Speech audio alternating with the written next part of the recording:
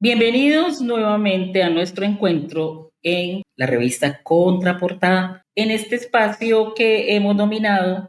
Ahí viene el coco y no es como lo pinta. Vamos a tratar de entender hoy en esta tarea que tenemos, en ese reto que tenemos de intentar conjurar el miedo, cómo conjuramos el miedo para que en efecto esa estrategia del miedo que han organizado no nos afecte como están buscando que nos afecte.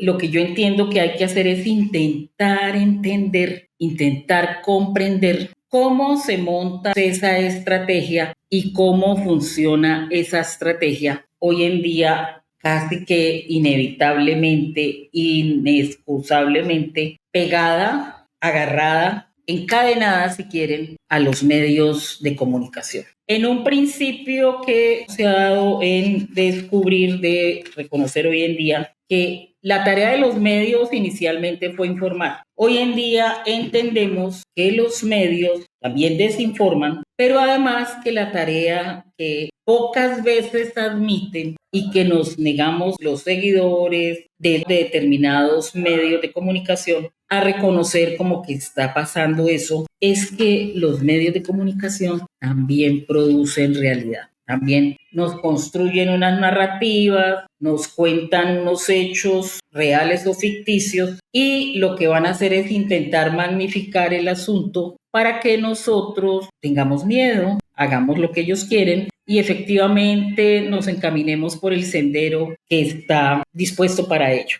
Entonces, con el fin de empezar a pensar en cómo conjuramos, cómo nos alejamos de esa estrategia, tomamos posición, si quieren, usando una metáfora bien clásica, es intentar ver los toros desde la barrera, en el entendido de que cuando uno quiere entender, lo que hay que hacer es tomar distancia. Y ese tomar distancia implica no solo tener un distanciamiento que me impida la afectación, la barrera que yo pongo cuando estoy viendo los toros desde la barrera, yo los estoy viendo tranquilos porque el toro y el torero están allá haciendo su faena, pero esto se convierte en un espectáculo que yo puedo ver y que me puede generar emociones o me puede generar disgusto de acuerdo a lo que se esté planteando, pero que este distanciamiento me está permitiendo a mí, además, conseguir una suerte de independencia frente a lo que está sucediendo allá. Allá que tenemos que llegar en aras a poder conjurar el miedo, tomar distancia para poder entender. Y poder entender implica además hacer un ejercicio de decantación, un ejercicio de discernimiento, discernir para que quede esclarecido, pase lo que se debe ver, que generalmente está oculto por los sucios o por la basurita que puede tener la harina cuando la estamos haciendo el ejercicio de discernirla. Eso mismo hacemos nosotros cuando hacemos el discernimiento en torno de un hecho, un fenómeno,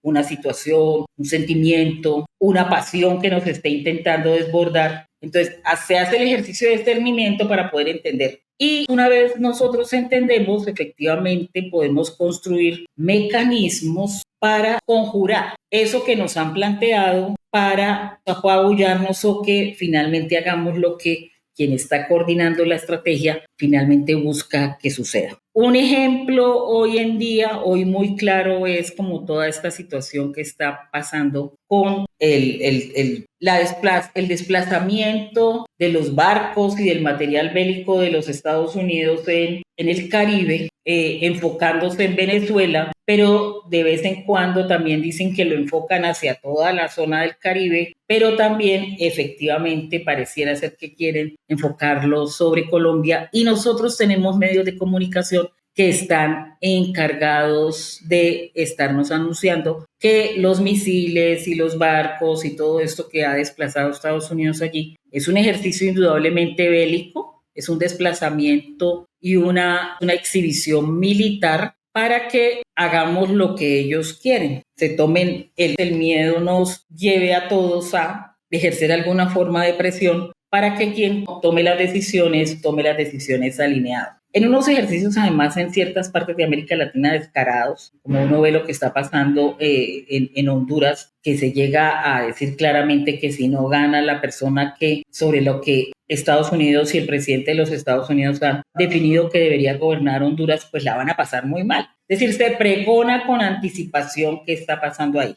Entonces, con miras a entender qué pasa allí y poder tomar distancia y poder sacudirnos, así como logran los perritos después de que el agua los ha mojado, los perros se sacuden y sacan todo. Igual tendríamos que hacer nosotros en términos de sacudirnos de eso que nos quiere paralizar. En ese sentido, habría que reconocer que de la mano de los medios de comunicación, el coco que nos pintan, el coco que nos intentan hacer reconocer, es en efecto una narrativa que en realidad es una estrategia que pretende básicamente manipular, que pretende que nosotros hagamos lo que evidentemente no se ve, pero que está allí. En este sentido es un relato, si quieren verlo así, es un discurso estructurado, está bien pensado, está bien cocido, que presenta una amenaza real o una amenaza ficticia. Si la amenaza es real, lo que se hace es que se magnifica el impacto posible de esa situación amenazante. Y si es ficticia, pues la estrategia pareciera ser que la pueden manejar mucho mejor porque la controlan. ¿Qué es lo que va a pasar ahí con esa amenaza? Esa amenaza se presenta como algo inminente, ya lo habíamos dicho, como algo extremadamente peligroso, con consecuencias graves si no se actúa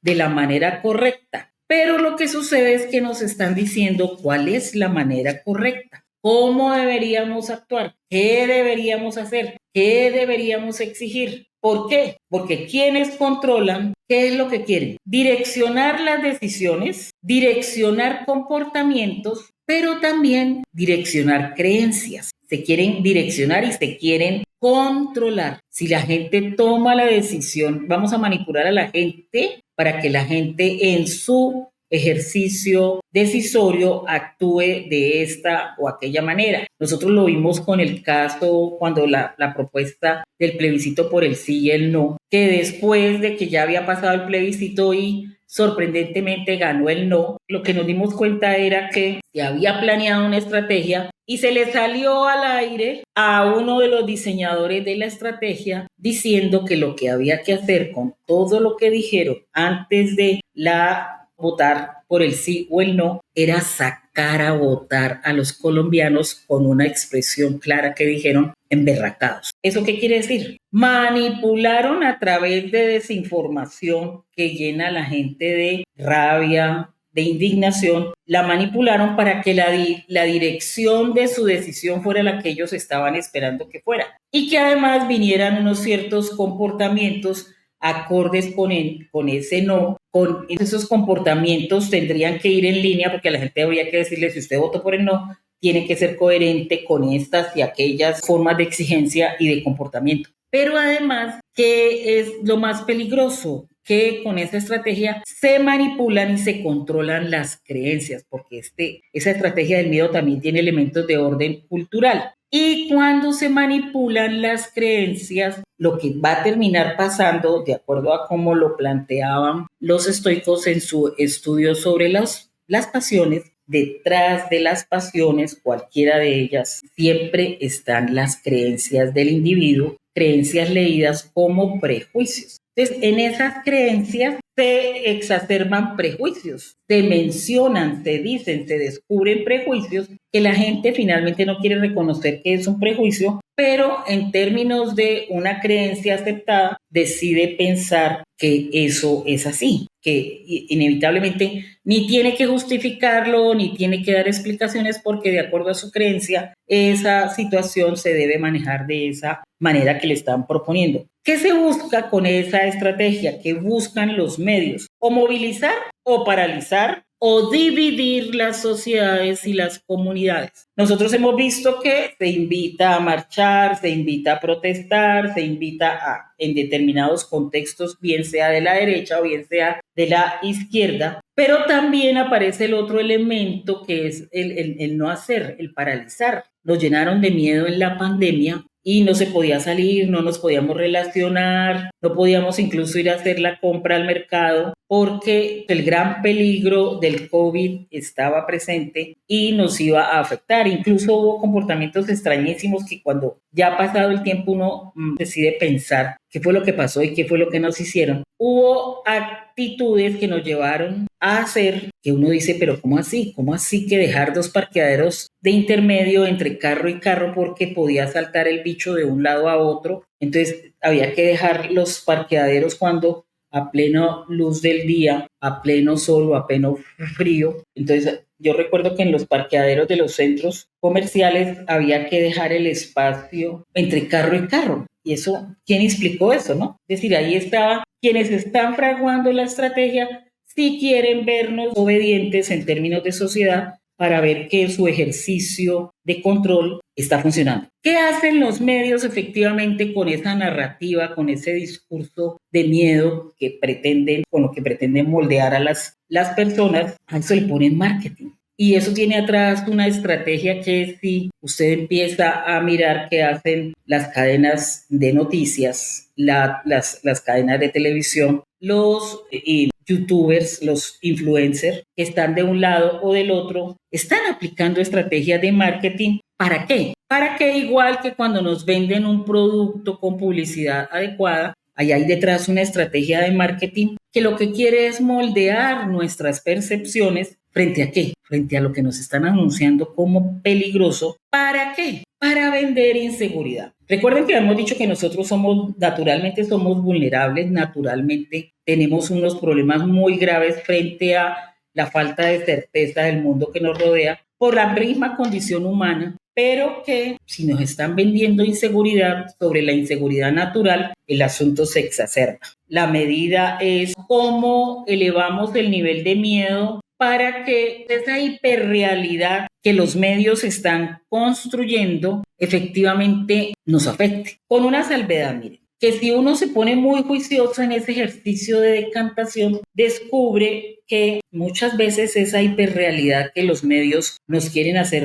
ver como real en la vida cotidiana de muchísima gente que no escucha radio, que no escucha televisión, que no está pegada al internet, para ellos su vida cotidiana está funcionando sin eso. Es decir, pareciera ser que lo que nos está pasando con esa sed de información que los mismos medios van alimentando nos lleva a algunos, más de lo que uno quisiera, a estar contaminados con esa apuesta total de miedo que nos están cacareando, pues, como se dice. Incluso llegan a proponer simulacros para moldear la opinión pública. Entonces, incluso acuden a encuestas, a entrevistas callejeras, con unas preguntas a veces que lo que se ve claramente es que están intentando convencernos de una realidad que efectivamente no es. ¿Qué es lo que pasa en las mediciones que hacen? Porque miden el nivel de percepción y de aprovechamiento, de infiltración dentro de nosotros como individuos y como comunidad de esa amenaza peligrosa que nos están proponiendo como catastrófica. Una vez esa percepción está consolidada, la percepción de la inseguridad, el paso siguiente es a advertirnos que se requieren unas acciones de urgencia.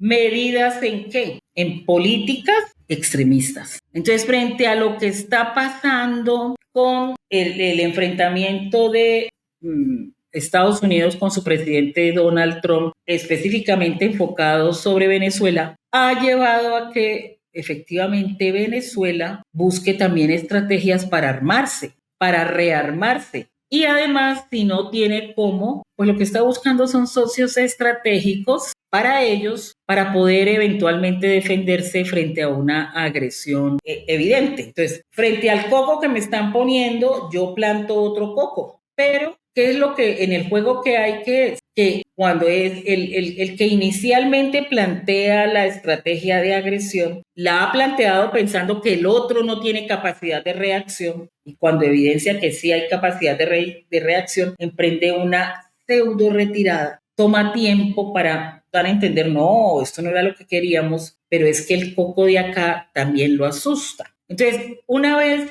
se planifica y se puede percibir que la inseguridad se vuelve un hecho real y que la gente está dispuesta a aceptar cualquier tipo de política extremista que se plantea como necesaria, como urgente. A la gente le dicen que es intemporal, es decir, esto es apenas por este tiempo, pero lo que la experiencia muestra es que termina siendo permanente, entonces eso se transmite, se plantea en unas políticas que se quedan, se van quedando. Nosotros tenemos el caso con el 4 por mil, ¿no? Cuando el 4 por mil lo lanzan era que había que intentar salvar la economía del país reflejada en la inestabilidad que se estaba percibiendo en el establecimiento bancario, entonces se autorizó, primero era el 2 por mil, y ya vamos en todo esto, y no lo han podido desmontar porque eso se convirtió en un gran negocio que nos mete la mano a todos en el bolsillo, pero nadie puede decir nada porque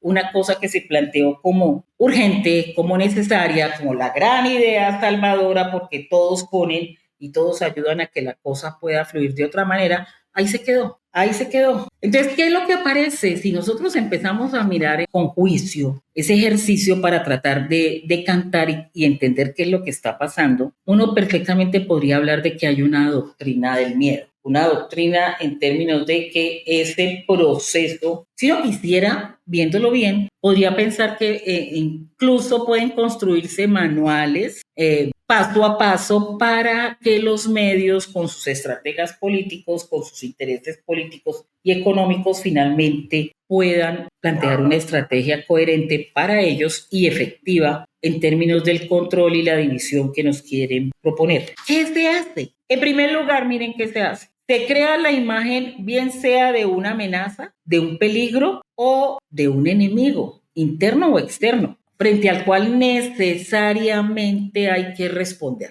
Entonces se crea esta imagen del peligro. Enseguida, ¿qué pasa? Se amplifican los riesgos. Se vuelve una caja de resonancia, lo que a través de las noticias, lo que a través de los programas de opinión, lo que a través de las entrevistas que hacen a unos que aparentemente aparecen como desinteresados, están allí, están ayudando a meter la mano para generar esa creencia de que los riesgos son mayúsculos y de que efectivamente frente a esos riesgos pareciera que no hay una posibilidad distinta a la que ellos mismos pueden plantear. La tercera cosa es que una vez se plantea ese miedo, esa causal de peligro, ese enemigo, y se muestran con mucha habilidad los riesgos que ello puede traer, plantean paralelamente la necesidad de la emergencia de discursos extremistas, de discursos que están proponiendo la excepcionalidad para actuar frente a ese gran riesgo y actuar de manera justificada. ¿Qué pasa con esos tres elementos que entran en juego? Realmente lo que se está haciendo es distraer a la población, que la población se desplace, se corra, se preocupe de eso que le están indicando, pero paralelamente está desplazando su atención sobre lo que realmente interesa, sobre lo que realmente afecta. Entonces, ¿qué es lo que si uno logra entender?